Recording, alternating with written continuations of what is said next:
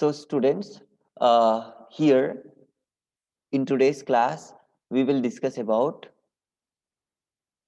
the characteristics as well as a role of accounting.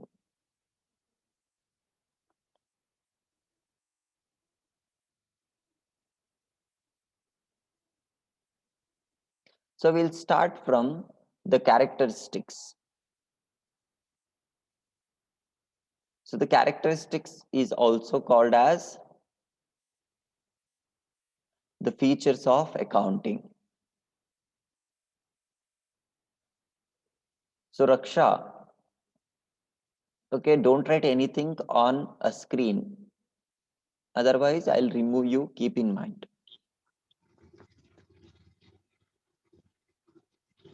Okay.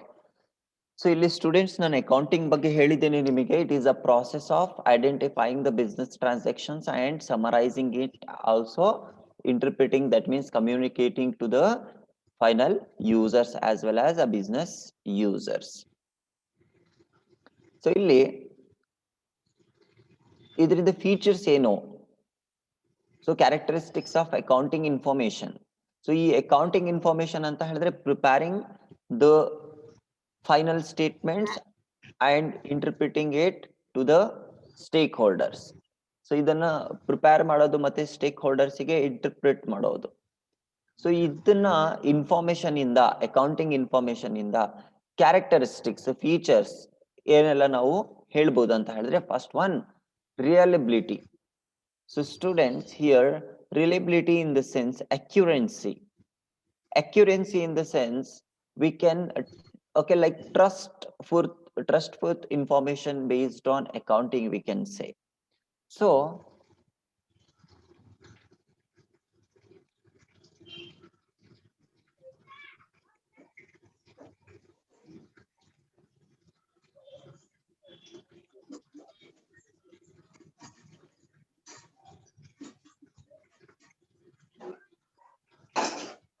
So first one, that is reliability, which is also called as the accuracy.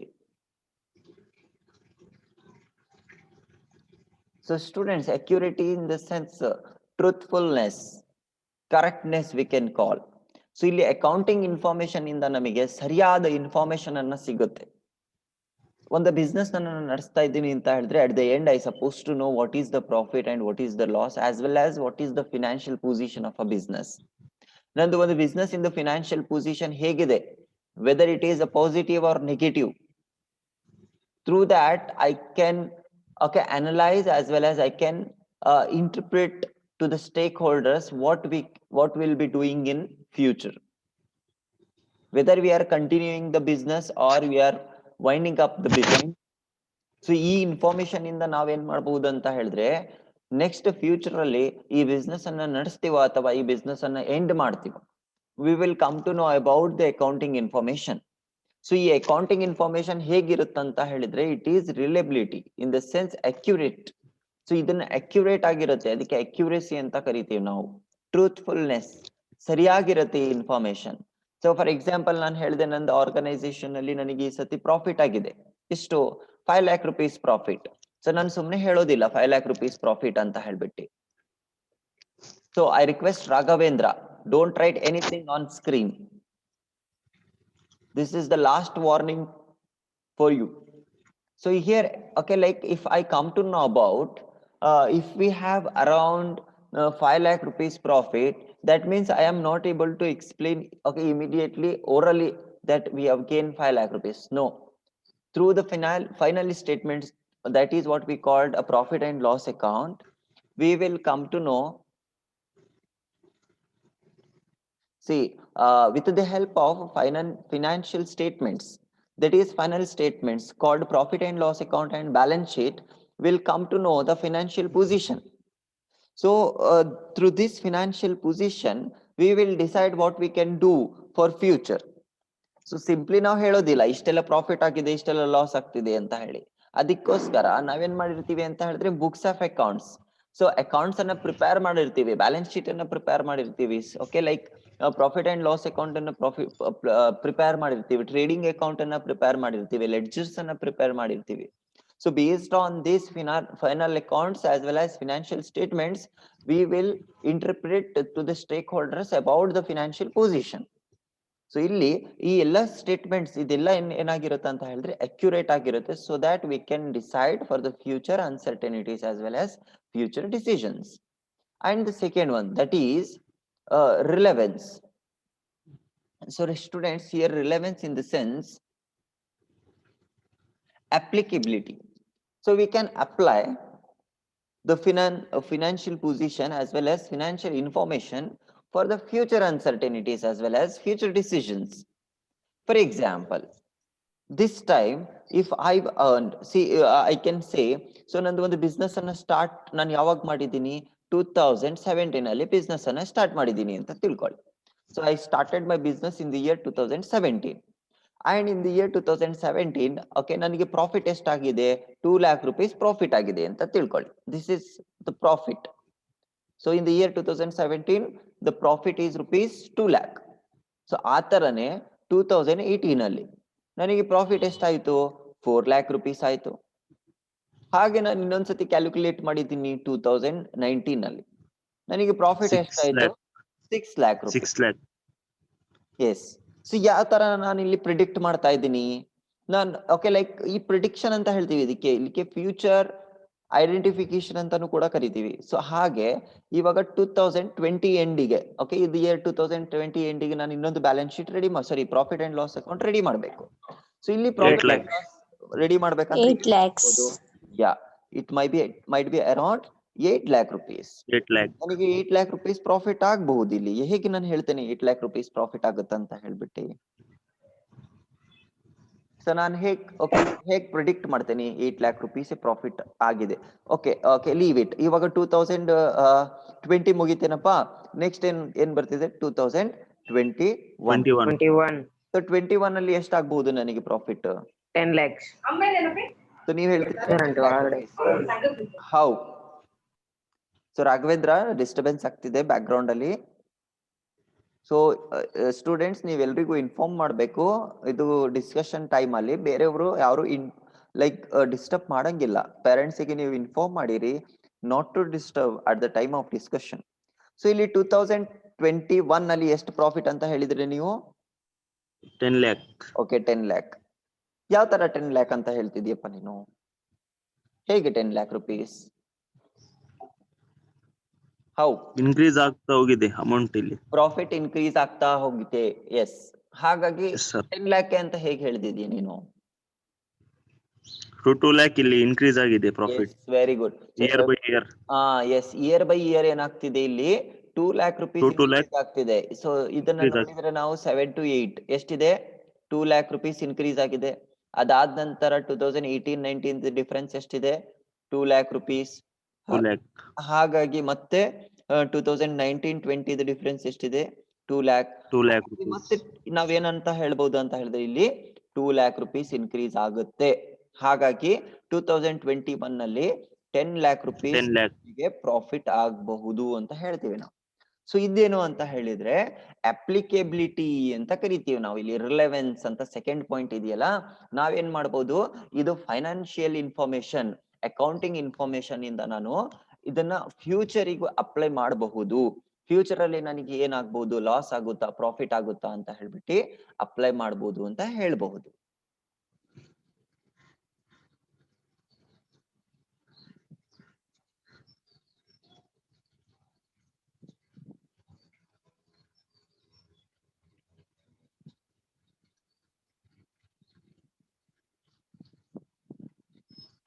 Okay, so students, ನಾನು ಇನ್ನೊಂದು ನಿಮಗೆ ಇನ್ನೊಂದು example ಕೊಡ್ತಾನೆ.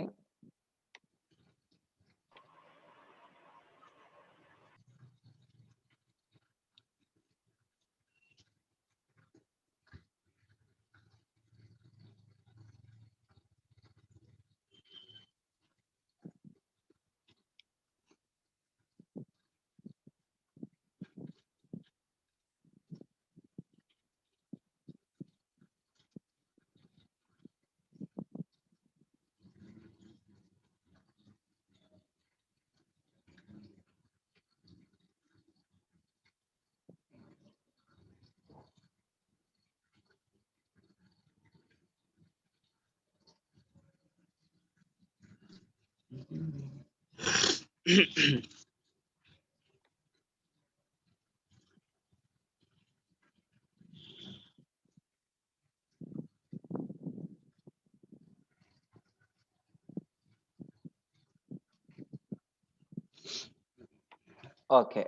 So one more example. ಇವಾಗ ನಂದು business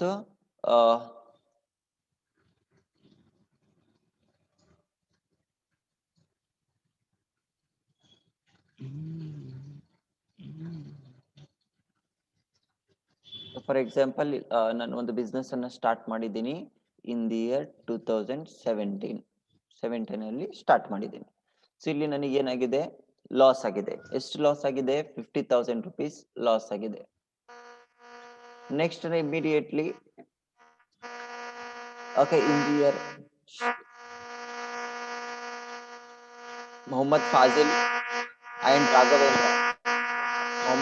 and Raghavendra mute ಮಾಡಿ, disturbance ಆಗ್ತಿದೆ.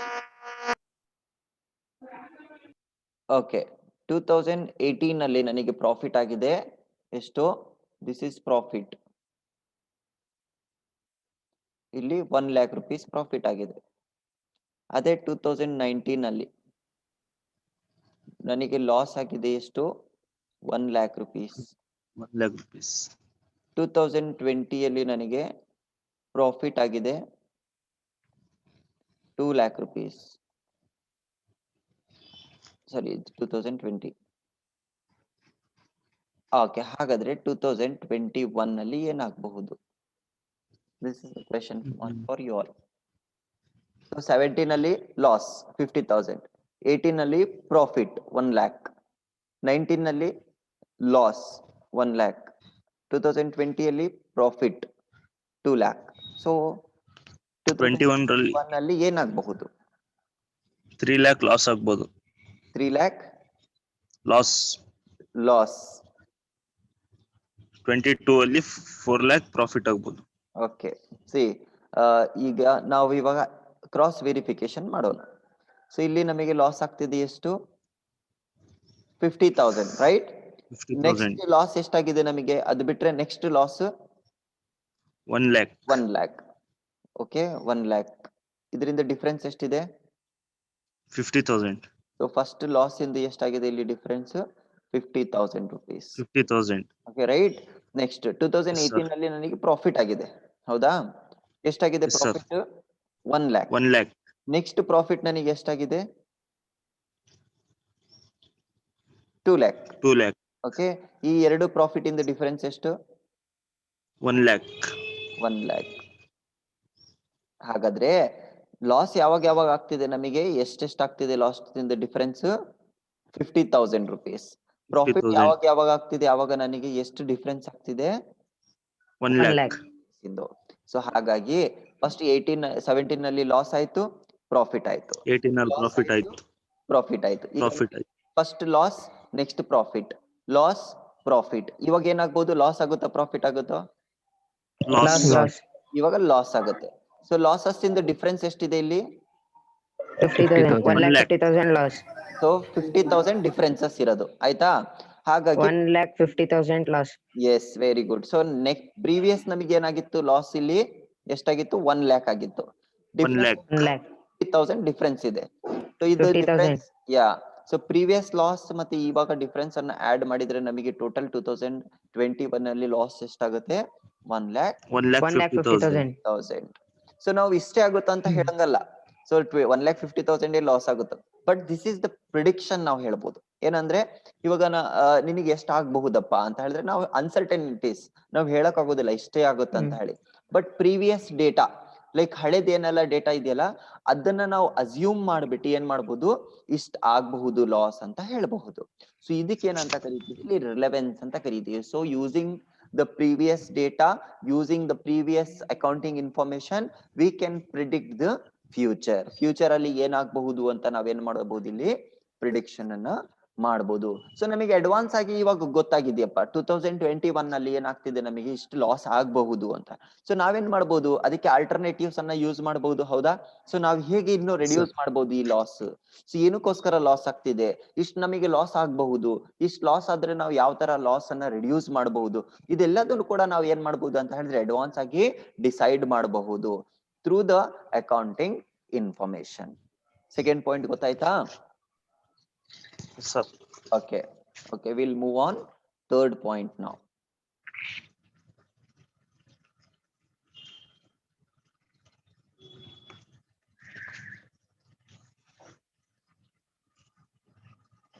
Okay, students, now we'll move on for third point, that is understandability. So ನಾನು ಹೇಳಿದೆ ನಿಮಗೆ ಏನಂತ ಹೇಳಿದೆ, ಅಂಡರ್ಸ್ಟ್ಯಾಂಡಿಬಿಲಿಟಿ ಅಂದ್ರೆ ನಿಮಗೆ ಗೊತ್ತಿದೆ ಈ word already, right? That means understanding the concept is called ಅರ್ಥ ಮಾಡ್ಕೊಳೋದು. ಸೊ ಇವಾಗ ನಾನು ಪ್ರೀವಿಯಸ್ ಆಗಿ ನೋಡಪ್ಪ, ಇವಾಗ ನೀನು ಅರ್ಥ ಮಾಡ್ಕೊಂಡಿದೀಯ ಅಂತ ಕೇಳ್ತಾ ಇದ್ದೀನಿ ನೀನು ಪದೇ ಪದೇ. ಏನು ಪ್ರೀವಿಯಸ್ ಆಗಿ ನಿನಗೆ ರಿಲೆವೆನ್ಸ್ ಅಪ್ಲೈ ಮಾಡೋದು ಹೇಗೆ, ಅಕೌಂಟ್ಸ್ ಅನ್ನ ಹೇಳ್ಕೊಟ್ಟೆ ನಾನು, ಹೇಗೆ ಪ್ರೀವಿಯಸ್ ಡೇಟಾ ಮತ್ತೆ ಫ್ಯೂಚರ್ ಅಲ್ಲಿ ಏನಾಗ್ಬೋದು, ಹಳೆ ಡೇಟಾ. ಸೊ ನೀವೆಲ್ಲ ಏನ್ ಹೇಳಿದ್ರು ಅರ್ಥ ಆಯ್ತಾ ಅಂದಾಗ ಅರ್ಥ ಆಯ್ತು ಅಂತ ಹೇಳಿದ್ರಿ. ಸೊ ಇದು ಅಕೌಂಟಿಂಗ್ ಇನ್ಫಾರ್ಮೇಶನ್ ಹೇಗಿರುತ್ತೆ ಅಂತ ಹೇಳಿದ್ರೆ, ಆ ಕಾನ್ಸೆಪ್ಟ್ ಸರಿಯಾಗಿ ನೀವು ತಿಳ್ಕೊಂಡ್ರೆ it is very easy to understand ಅಷ್ಟೇ. ಇದು ಅಕೌಂಟಿಂಗ್ ಇನ್ಫಾರ್ಮೇಶನ್ ಇಂದ ನಮಗೆ ಅರ್ಥ ಮಾಡ್ಕೋಬಹುದು ನಾವು ಬಿಸ್ನೆಸ್ ಇಂದ ಸಿಚುವೇಶನ್ ಹೇಗಿದೆ ಅಂತ ಹೇಳಿ. ಸೊ ನಿಂದೆ ಒಂದು ಬಿಸ್ನೆಸ್, ಇವಾಗ ಹೇಳ್ದಲ್ಲ ನಾನು ಅಬೌಟ್ ದಿಸ್ ಬಿಸ್ನೆಸ್ ಆರ್ಗನೈಸೇಷನ್, ಇದೇ ನಿಂದು ಒಂದು ಬಿಸ್ನೆಸ್ ಅಂತ ತಿಳ್ಕೊ. ಈ ಬಿಸ್ನೆಸ್ ಇನ್ಫಾರ್ಮೇಶನ್ ಇಂದ ನಿನಗೆ ಏನಾಗುತ್ತಂತ ಹೇಳಿದ್ರೆ, you will come to know about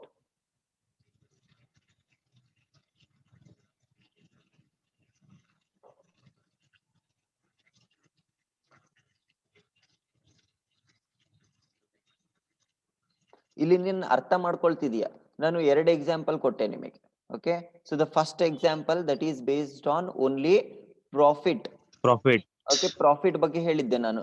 ಅಲ್ಲಿ ನಿನಗೆ ಎಷ್ಟು ಪ್ರಾಫಿಟ್ ಆಗ್ತಿತ್ತು? 10 lakh rupees ಪ್ರಾಫಿಟ್, ಹೌದಾ? ಫಸ್ಟ್ ಎಕ್ಸಾಂಪಲ್ ಅಲ್ಲಿ. ಸೆಕೆಂಡ್ ಎಕ್ಸಾಂಪಲ್ ಅಲ್ಲಿ ಎಷ್ಟಾಯ್ತು ನಿನಗೆ? ಲಾಸ್ ಆಗ್ತಿದೆ. ಎಷ್ಟು ಲಾಸ್ ಆಗ್ತಿತ್ತು? 1,50,000 rupees, ಹೌದಾ? ಸೊ ಇದು ಒಂದು ಫಸ್ಟ್ ಎಕ್ಸಾಂಪಲ್. ಇದು ಸೆಕೆಂಡ್ ಎಕ್ಸಾಂಪಲ್.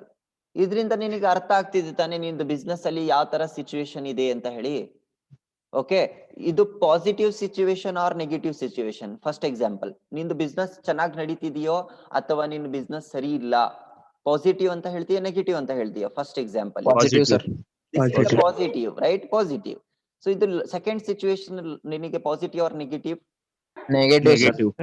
ನೆಗೆಟಿವ್. ಸೊ ಇಲ್ಲಿ ನಿಂದು ಒಂದು ಫಸ್ಟ್ ಬಿಸ್ನೆಸ್ ಎಂತ ಬಿಸ್ನೆಸ್ ಅಂತ ಹೇಳಿದ್ರೆ, ಲೈಕ್ ನೀನ್ ಹೇಳ್ಬೋದು ಏನಂತ ಹೇಳಿದ್ರೆ, ಸೇಮ್ ಕಂಪನಿ, ನಿಂದು ಕಂಪನಿ ಯಾವುದು? ABC company limited. ಇದು ಒಂದು ಬಿಸ್ನೆಸ್. ಈ ಬಿಸ್ನೆಸ್ ಒಳಗೆ ನೀನು 2 ಬಿಸ್ನೆಸ್ ಮಾಡ್ತಿದೀಯ. ಒಂದು ಯಾವ್ದಂತ ಹೇಳಿದ್ರೆ ಫಸ್ಟ್ ಒನ್, ಸೆಕೆಂಡ್ ಒನ್. ಈಗ 2 ಬಿಸ್ನೆಸ್ ಅಲ್ಲಿ ನಿನಗೆ ಒಂದು ಬಿಸ್ನೆಸ್ ಇಂದ ಮ್ಯಾಕ್ಸಿಮಮ್ ಪ್ರಾಫಿಟ್ ಆಗ್ತಿದೆ, ಇನ್ನೊಂದು ಬಿಸ್ನೆಸ್ ಅಲ್ಲಿ ನಿನಗೆ ಲಾಸ್ ಆಗ್ತಿದೆ. ಆವಾಗ ನೀನು ಏನ್ ಮಾಡ್ತೀಯ? ಎಂತ ಡಿಸಿಷನ್ ತಗೊಳ್ತೀಯ? ಯಾವ ಬಿಸ್ನೆಸ್ ಇಟ್ಕೊಳ್ತೀಯ? First one business. Okay, second business ಏನ್ ಮಾಡ್ತೀಯ? ಇಂಪ್ರೂವ್ ಮಾಡ್ತೀನಿ, ಟ್ರೈ ಮಾಡ್ತೀಯ. ಇನ್ ಕೇಸ್ ಆಗ್ಲಿಲ್ಲ ಅಂತ ಹೇಳಿದ್ರೆ ಲಾಸ್ಟ್ ಮೂಮೆಂಟ್ ಗೆ ಏನ್ ಮಾಡ್ತೀಯ? ಸೆಕೆಂಡ್ ಬಿಸ್ನೆಸ್ ಕ್ಲೋಸ್ ಮಾಡ್ತೀವಿ. ರೈಟ್? ಸೊ ಇಲ್ಲಿ ನಿನಗೆ ಅರ್ಥ ಆಗ್ತಿದೆ ನಿಂದು ಬಿಸ್ನೆಸ್ ಅಲ್ಲಿ ಯಾವ ತರ ಸಿಚುವೇಶನ್ ಇದೆ ಅಂತ ಹೇಳಿ, right? You are able to understand what situation is there in your business. ಗೊತ್ತಾಯ್ತಾ? ಸೊ ಹೀಗಾಗಿ ಥರ್ಡ್ ಕ್ಯಾರೆಕ್ಟರಿಸ್ಟಿಕ್ಸ್ ಏನಂತ ಹೇಳಿದ್ರೆ, you are able to understand the situation of a business through the accounting information. Accounting information ಇಂದ ನಿನಗೆ ಏನಾಗುತ್ತೆ? ನಿಂದು business ಇಂದ position ಅರ್ಥ ಆಗುತ್ತೆ. ಗೊತ್ತಾಯ್ತಾ? Third point. Okay, now will move on for fourth point, that is comparability. So usually ನಾನು apply ಮಾಡೋದು ಹೇಳಿದೆ ನಿನಗೆ, ಈ ಅಕೌಂಟಿಂಗ್ ಇನ್ಫಾರ್ಮೇಶನ್ ಅಪ್ಲೈ ಹೇಗೆ ಮಾಡ್ಬೇಕು ಆ ತರಾನೇ ಕಂಪೇರಬಿಲಿಟಿ, ಕಂಪೇರ್ ಮಾಡೋದು. ಸೊ ಲಾಸ್ಟ್ ಇಯರ್ ಪ್ರಾಫಿಟ್ ಎಷ್ಟಿತ್ತು, ಈ ವರ್ಷ ಪ್ರಾಫಿಟ್ ಎಷ್ಟಾಯ್ತು? ಲಾಸ್ಟ್ ಇಯರ್ ಅಸೆಟ್ಸ್ ಎಷ್ಟಿತ್ತು, ಈ ಸತಿ ಅಸೆಟ್ ಎಷ್ಟಾಯ್ತು? ಈ ತರ ನೀವು ಕಂಪೇರ್ ಮಾಡ್ತಾ ಹೋಗ್ತೀರಾ with the help of accounting information. ಹೇಗಂತ ಹೇಳಿದ್ರೆ, ಇಲ್ಲಿ asset plays a very important roll.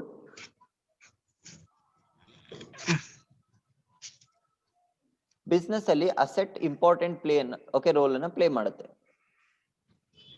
So students last class ಅಲ್ಲೇ ನಾನು ಹೇಳಿದ್ದೆ ನಿಮಗೆ ಅಸೆಟ್ಸ್ ಅಂದ್ರೆ ಏನು?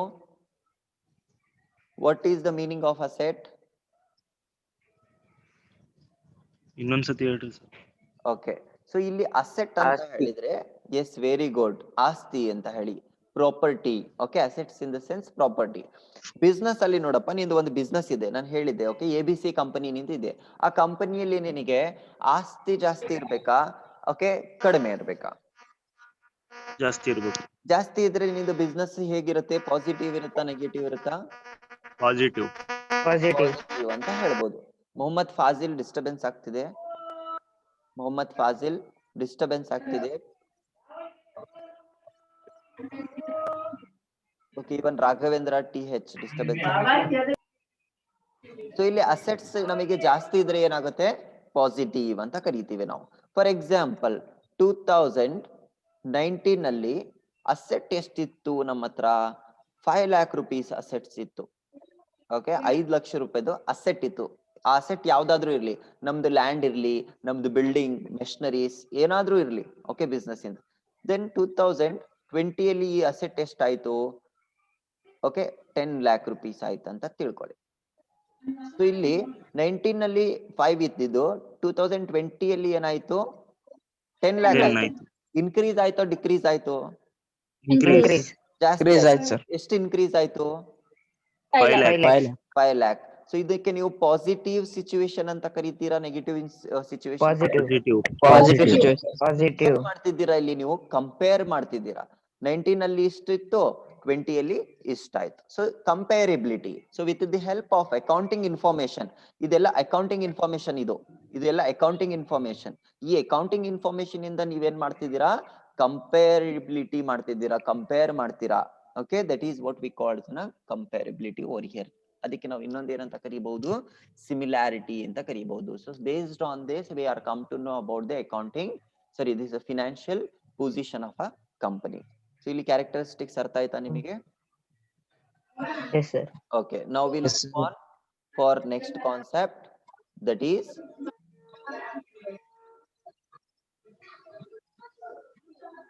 Title and content left with list.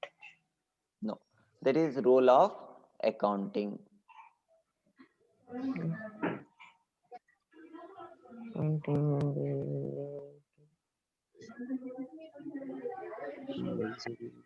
Okay, students, ಇಲ್ಲಿ ರೋಲ್ ಆಫ್ ಅಕೌಂಟಿಂಗ್ ಅಂತ ಹೇಳಿದ್ರೆ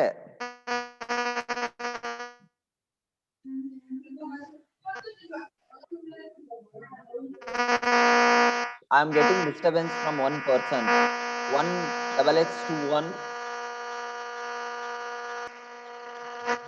Okay, right now please mute everyone.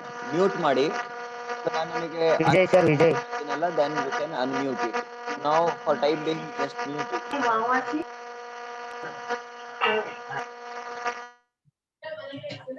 Okay.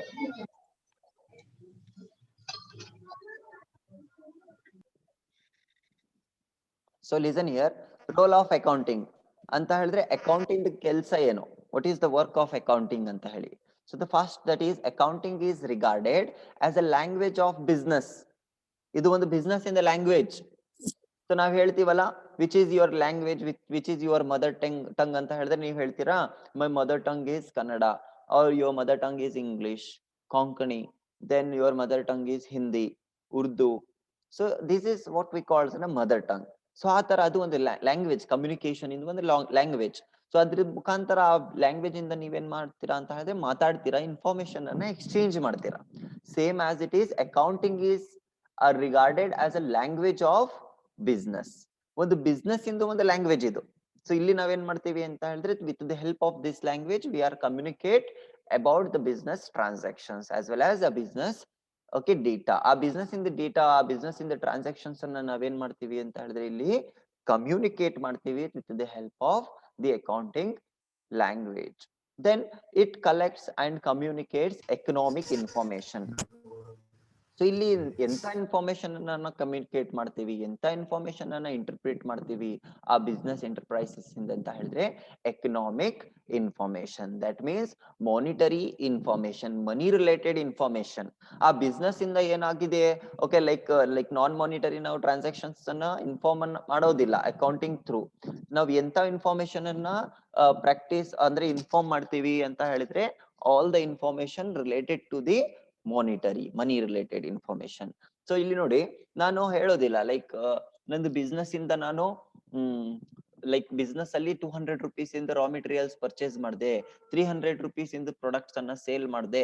ಇದೆಲ್ಲ ಮಾನಿಟರಿ ರಿಲೇಟೆಡ್ ಟ್ರಾನ್ಸಾಕ್ಷನ್ಸ್, ಮನಿ ರಿಲೇಟೆಡ್ ಟ್ರಾನ್ಸಾಕ್ಷನ್ಸ್. ಇಂಥವ್ ಟ್ರಾನ್ಸಾಕ್ಷನ್ಸ್ ಮಾತ್ರ ಏನ್ ಮಾಡ್ತೀವಿ ಅಂತ ಹೇಳಿದ್ರೆ ಕಲೆಕ್ಟ್ ಅಂಡ್ ಕಮ್ಯುನಿಕೇಟ್. ಕಲೆಕ್ಟ್ ಮಾಡ್ತೀವಿ, ಅದನ್ನ ಪ್ರಿಪೇರ್ ಮಾಡ್ಬಿಟ್ಟು ಅಕೌಂಟ್ಸ್ ಅನ್ನ ಅದರಿಂದ ಏನ್ ಮಾಡ್ತೀವಿ, ಕಮ್ಯುನಿಕೇಟ್ ಮಾಡ್ತೀವಿ to a wide variety of interested parties. ಯಾರಿಗ್ ಕಮ್ಯುನಿಕೇಟ್ ಮಾಡೋದಿದು, ಯಾರಿಗೋಸ್ಕರ ಕಲೆಕ್ಟ್ ಮಾಡ್ತೀವಿ ಅಂತ ಹೇಳಿದ್ರೆ ವೆರೈಟಿ ಆಫ್ ಇಂಟ್ರೆಸ್ಟೆಡ್ ಪಾರ್ಟೀಸ್ ಅಂತ ಹೇಳಿದ್ರೆ ಸ್ಟೇಕ್ ಹೋಲ್ಡರ್ಸ್. ನಾವು we can say the internal and external users ಅಂತ ಕರಿದ್ವಿ ನಾವು.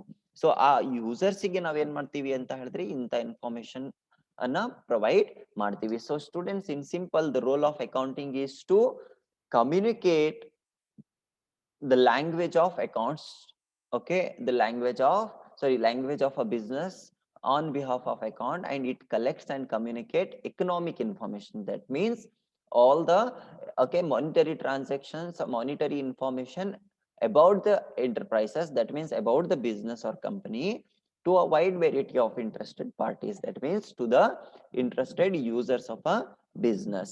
ಇವ್ರಿಗೆ ನಾವು ಇನ್ಫಾರ್ಮೇಶನ್ ಅನ್ನ ಕೊಡಕ್ಕೋಸ್ಕರ ಇದನ್ನ ಏನ್ ಮಾಡ್ತೀವಿ, okay, accounts anna prepare. This is what we called a role of accounting. So ಇಲ್ಲಿ ಏನೆಲ್ಲ ಇನ್ಕ್ಲೂಡ್ ಆಗಿದೆ ರೋಲ್ ಆಫ್ ಅಕೌಂಟಿಂಗ್ ಅಲ್ಲಿ ಅಂತ ಹೇಳಿದ್ರೆ ಕಲೆಕ್ಟ್ ಏನ್ ಕಲೆಕ್ಟ್ ಮಾಡ್ತೀವಿ ಇಲ್ಲಿ ಅಂತ ಹೇಳಿದ್ರೆ ಬಿಸ್ನೆಸ್ ಟ್ರಾನ್ಸಾಕ್ಷನ್ಸ್ ಅನ್ನ ಕಲೆಕ್ಟ್ ಮಾಡ್ತೀವಿ. ಅದು ಕಲೆಕ್ಟ್ ಮಾಡೋದಷ್ಟೇ ಅಲ್ಲ, ಅದನ್ನ ಅಕೌಂಟ್ ಅನ್ನ ಪ್ರಿಪೇರ್ ಮಾಡಿ ಕಲೆಕ್ಟ್ ಮಾಡಾದ್ಮೇಲೆ ಕಮ್ಯುನಿಕೇಟ್ ಮಾಡ್ತೀವಿ. ಕಮ್ಯುನಿಕೇಟ್ ಅಂತ ಹೇಳಿದ್ರೆ ಇನ್ಫಾರ್ಮೇಶನ್ ಅನ್ನ ಸರ್ಕ್ಯುಲೇಟ್ ಮಾಡ್ತೀವಿ. ಎಂತವಿ ಇನ್ಫಾರ್ಮೇಶನ್ ಅಂತ ಹೇಳಿದ್ರೆ ಎಕನಾಮಿಕ್ ಇನ್ಫಾರ್ಮೇಶನ್. ಅಂದ್ರೆ ಎಕನಾಮಿಕ್ ಇನ್ಫಾರ್ಮೇಶನ್ ಅಂತ ಹೇಳಿದ್ರೆ monetary information, money related information. ಇದು ಯಾರಿಗೆ ಕಮ್ಯುನಿಕೇಟ್ ಮಾಡೋದಂತ ಹೇಳಿದ್ರೆ interested parties. So these parties also called as the internal as well as external users of a business. Okay students, this is the role of accounting over here. So in simple we can say it is a language of business where these people collect information and prepare the accounts. At the end they'll distribute as well as okay, inform to the interested users. Okay, this is what we called as a role of accounting. So students, last 1 minute, if you have any doubt, means you can ask questions to me. Have any doubts? No, sir. Okay, fine. I think you understood the concept. No, sir. Okay, nan nimige Sir, when college started? So college started, that one will inform. Okay, now modle inform